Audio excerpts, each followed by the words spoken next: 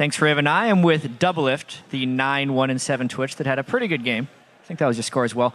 Starting from the very start of that game, picks and bans. A lot of junglers banned out, but you guys got the first pick Braum. How did that impact your game?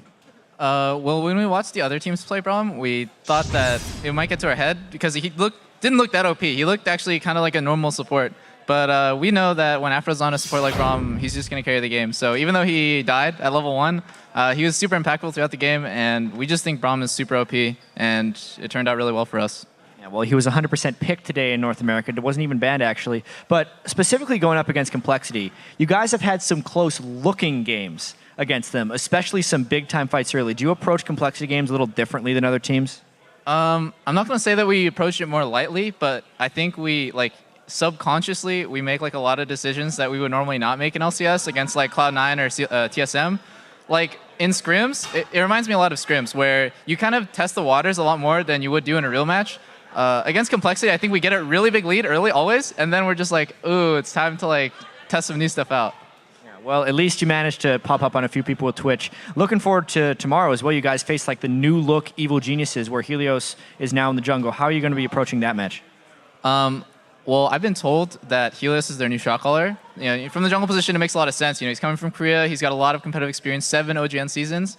But when I watch their game against LMQ, it seems like he doesn't know how to close out the game.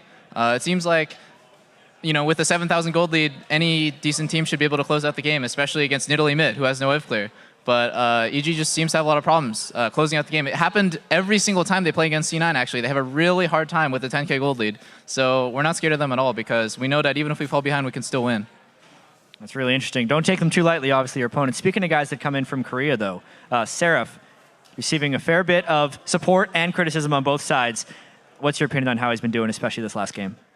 Well, first off, I want to say that it's partially our fault as teammates for hyping him up and saying, synergy, he's, Seraph's coming to crush all you guys from Korea.